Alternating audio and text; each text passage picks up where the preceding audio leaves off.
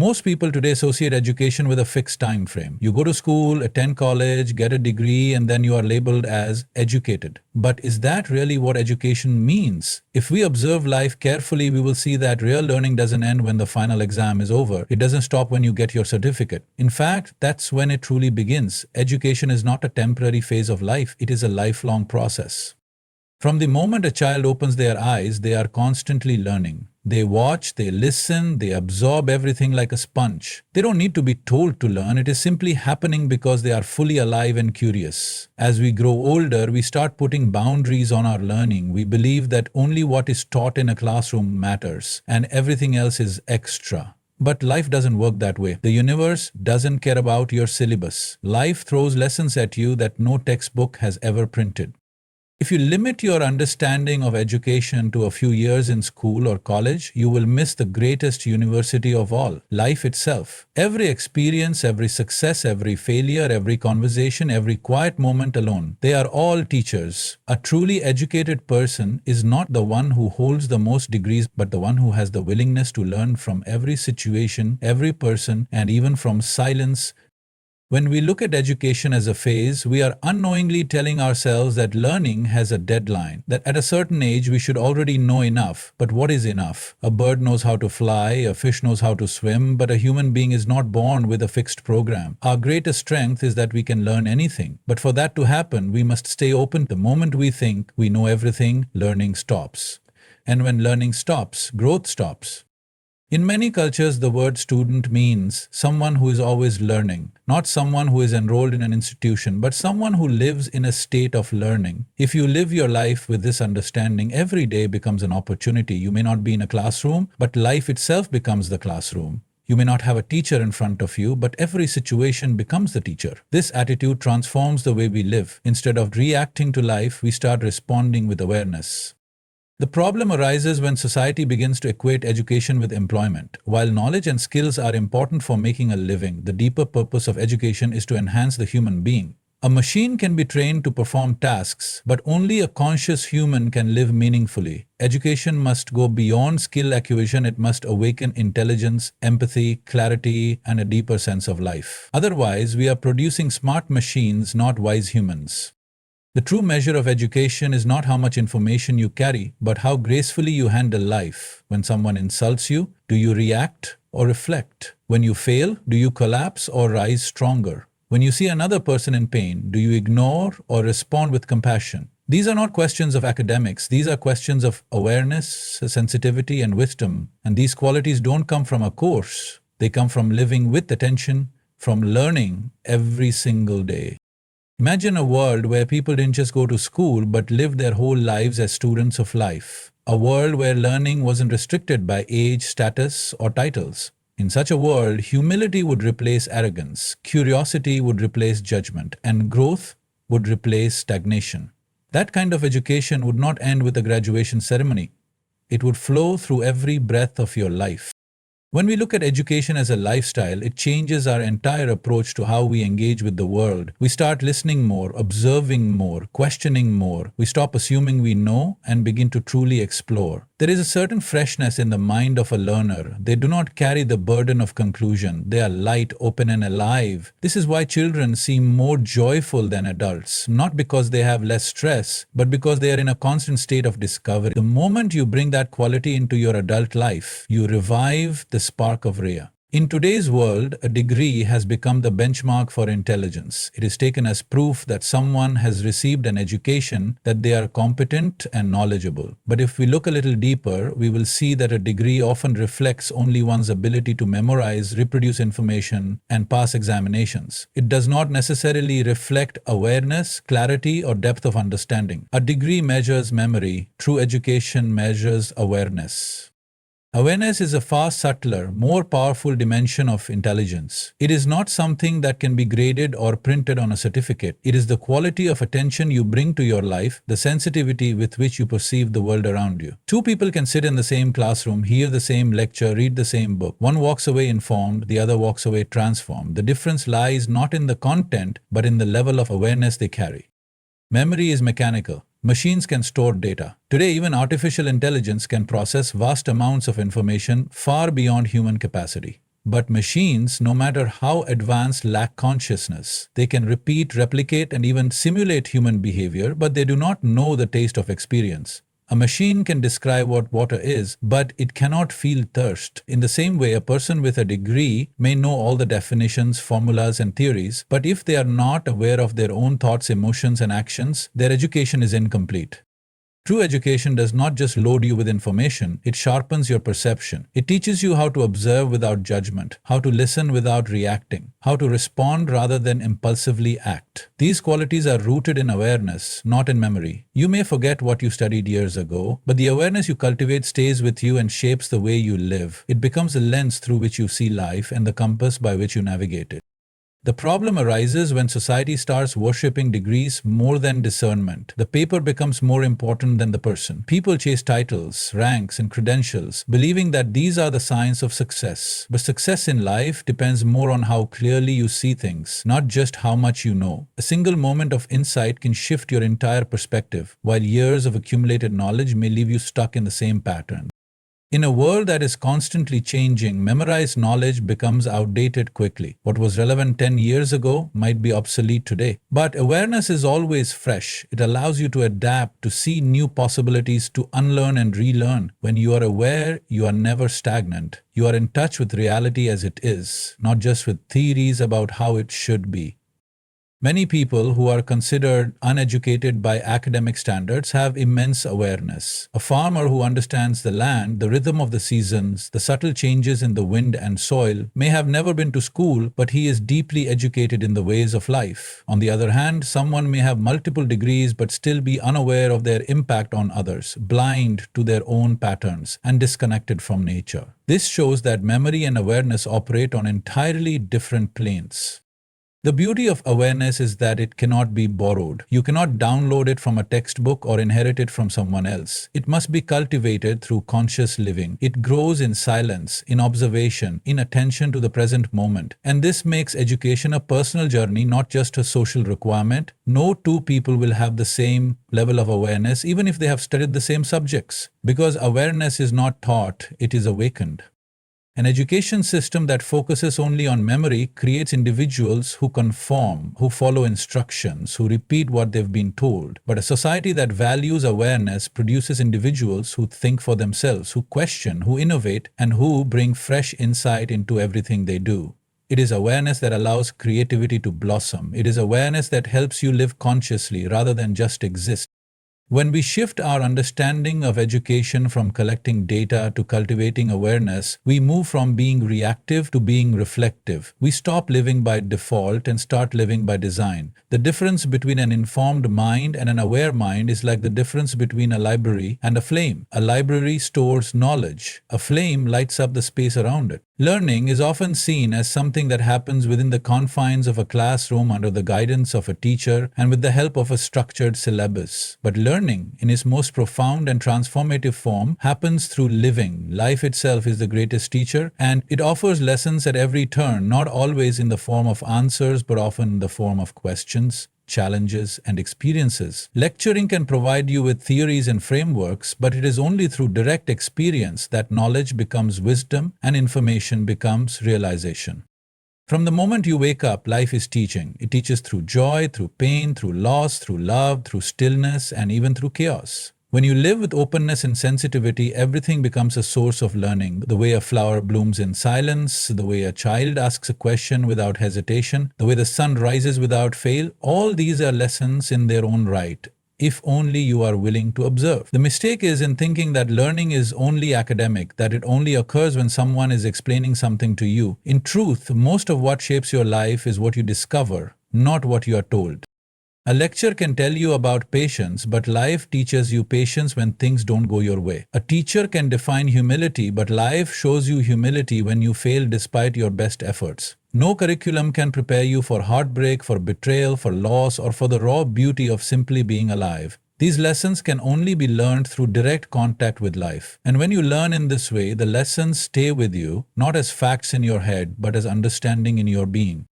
When learning happens through living, it does not follow a linear path, it does not come in neat categories or chapters, it comes all at once, in unexpected ways at unexpected times. Sometimes the most important insights arrive when you are alone, when no one is watching, when everything is quiet. At other times, a casual moment, a single sentence from a stranger can shift your entire outlook. Life does not wait for a scheduled lecture to teach you. It teaches all the time, without warning and without apology. This kind of learning demands a certain quality of presence. You have to be awake, you have to be available. Most people miss the lessons life is offering because they are too busy thinking about the past or worrying about the future. They are physically present but mentally absent, and in that absence, learning is lost. But when you are present, even the smallest moment becomes rich with meaning. A conversation, a mistake, a success, a sunset, everything begins to teach. Lecturing can sometimes create a distance between knowledge and experience. You are told about something, but you have not yet felt it for yourself. You can listen to a lecture about kindness, but until you have been in a situation where someone was unkind and you chose to respond with compassion, you do not truly understand it. This is the gap between theory and reality. Real learning closes that gap. It brings knowledge into your body, into your breath, into your decisions. It becomes part of who you are, not just what you know. When you live consciously, you begin to see that you are always in the middle of a classroom, the classroom of life. The people around you are mirrors. The situations you encounter are tests. The decisions you make are your answers. And unlike in school, these lessons do not end with a grade or a diploma. They continue as long as you are alive. You can choose to resist them, ignore them, or learn from them. But life will keep teaching, patiently, relentlessly, without fatigue. The joy of learning through living is that it is endlessly personal. No one else's experience can be yours. No one can live your lessons for you. And because of that, the growth that happens is rooted deeply within. It is not borrowed. It is earned. And because it is earned, it carries the power to change you. This is why the most profound learning often happens outside the classroom. When you are falling in love, when you are failing at something you care about, when you are facing fear, or when you are sitting alone reflecting on what it means to be alive. In this way, learning becomes not just an activity but a way of life. It is not limited by age, background, or circumstances. It is not bound by subjects or syllabi. It is alive just as you are. And when you truly start learning through living, every experience becomes sacred. Every moment becomes a chance to grow. He said, curiosity is often misunderstood as something that belongs to children or scientists, something playful or something intellectual. But in truth, curiosity is the very foundation of real education. Without curiosity, learning becomes a dry routine, a forced activity, something done for a reward or out of fear. But with curiosity, learning becomes an adventure. It becomes a living process that energizes rather than exhausts, that awakens rather than numbs. A curious mind is a doorway to endless growth because it is never satisfied with surface-level answers. From the moment a child begins to speak, their words are filled with questions. Why is the sky blue? Where does the sun go at night? What makes a bird fly? They are not asking these questions to pass a test. They are asking because life itself is fascinating to them. They have not yet decided what is useful or not, what is important or unimportant. Everything is important because everything is a mystery waiting to be explored. That is the purest form of education, when the desire to know is driven by wonder, not by obligation. But as people grow older, this natural curiosity is often buried under layers of structure, pressure, and routine. The focus shifts from discovering the unknown to memorizing the known. Instead of exploring life, students are taught to prepare for exams. Instead of asking questions, they are trained to give the right answers. And slowly, the flame of curiosity starts to fade. What remains is a mechanical pursuit of knowledge, not the joyful unfolding of understanding. Education becomes a race, and the spirit of inquiry is lost. True education begins with the willingness to not know. When you are truly curious, you are not afraid to admit your ignorance. In fact, you welcome it, because to be curious is to stand in front of the unknown and smile. It is to say, I do not know yet, but I want to know. I want to explore, I want to understand, not just for a degree or a job, but because I'm alive and this world is magnificent. This openness, this longing to see deeper, to feel more, to reach the essence of things, that is the root of all genuine learning. Curiosity has a transformative quality. It keeps the mind fresh, the heart open, and the spirit awake. A curious person does not see life as a repetition of tasks, but as a constant unfolding of new dimensions. Even familiar situations can reveal something new when looked at with fresh eyes. Curiosity dissolves arrogance. It replaces judgment with observation. It turns obstacles into experiments and failures into opportunities for understanding. In the presence of curiosity, even confusion is a beautiful state because it means you are on the edge of discovering something new. In many ways, curiosity is an act of humility. It is the recognition that the universe is vast and you are only beginning to grasp a tiny part of it. It is the courage to say that no matter how much you have learned, there is always more. This humility keeps the ego in check and the mind open. It prevents learning from becoming rigid and allows it to remain fluid, adaptive, and alive. A curious mind is never closed. It is always in motion, always dancing with the mystery of life.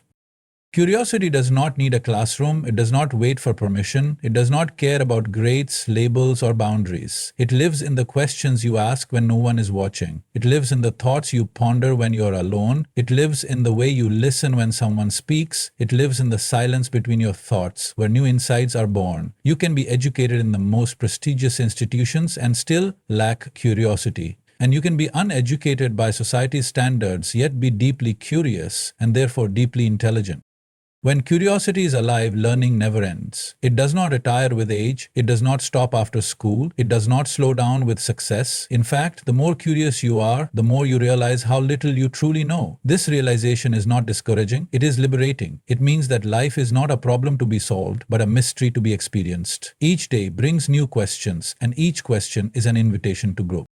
A society that nurtures curiosity is a society that will never stop evolving. Such a society will produce not just workers but thinkers, creators, and explorers. It will give rise to people who are not just trained to follow paths but inspired to discover new ones. This kind of education does not just prepare you for a career, it prepares you for life. It makes you a seeker, and in that seeking, life becomes more than survival. It becomes a journey of discovery, of insight, of awakening. In the modern world, success is often measured by external outcomes. How much money you make, what title you hold, how many people recognize your name. But real education is not about the outward display of accomplishments. It is about inner clarity. It is about how well you understand yourself, how balanced you remain in chaos, how consciously you respond to situations, and how deeply you perceive life. Inner clarity is not something that can be taught through textbooks or obtained through degrees. It arises when education becomes a process of refining your inner instrument, your mind, your emotions, your energy, your awareness. Most people go through years of formal education without ever being introduced to themselves. They learn about the world, about history, science, mathematics, and languages, but they remain strangers to their own minds. They do not know how to deal with anxiety, how to manage their anger, how to relate to others without conflict, or how to simply be with themselves in stillness. Without inner clarity, all the external success becomes fragile. A small failure can shatter it. A little criticism can break confidence. A moment of uncertainty can lead to complete confusion. When you have inner clarity, you begin to see that life is not something happening to you. It is something that unfolds through you. Your choices, your thoughts, your words, your energy, all of it is shaping your experience. You stop reacting blindly and start responding consciously. You are no longer a puppet of your emotions or a victim of circumstances. You become the creator of your own reality. This is the power that real education should give, not just the ability to earn, but the ability to live well. Clarity does not come from cramming information into the mind. It comes from emptying the clutter and seeing things as they are. Most of the time, what clouds our perception is not a lack of knowledge, but the noise of opinions, fears, assumptions, and past experiences. Education must become a process of cleaning the lens through which you see the world. Only then can you perceive with sharpness, act with wisdom, and move through life with grace. It's possible to read 1,000 books and still be lost within, but even one moment of deep inner clarity can change the way you approach every aspect of life. This clarity is not just intellectual, it is experiential. It reflects in how you make decisions, how you communicate, how you treat others, how you handle success and failure. When you are clear within, you do not need to seek validation outside. You are not swayed by every opinion or circumstance. You act from a space of stillness, not from restlessness. True education should prepare you to handle the complexity of life without becoming chaotic within. It should not only sharpen your intellect but also deepen your insight. It should not only teach you how to think but also how to stop thinking when it is not needed. Most people are caught in a constant inner chatter, unable to find silence even for a moment. But clarity arises only in silence. It is in the stillness of mind that true intelligence begins to shine. In the absence of inner clarity, people often mistake cleverness for wisdom. They become smart in manipulating situations, in winning arguments, in achieving goals, but they do not become wise. Wisdom is not just about what you know, it is about how you live, how you relate to life. It is about aligning with the deeper truths that go beyond logic and intellect. This kind of wisdom emerges when your education touches the core of who you are, not just the surface of what you know. When education helps you become more conscious, more balanced, and more aware, it starts transforming not only your life but also the lives of those around you. A person with inner clarity becomes a presence that brings calmness in chaos, direction in confusion, and insight in complexity. Such a person is not just successful in worldly terms, they are successful in the truest sense because they know how to live fully, how to love deeply, and how to walk through life without being burdened by it.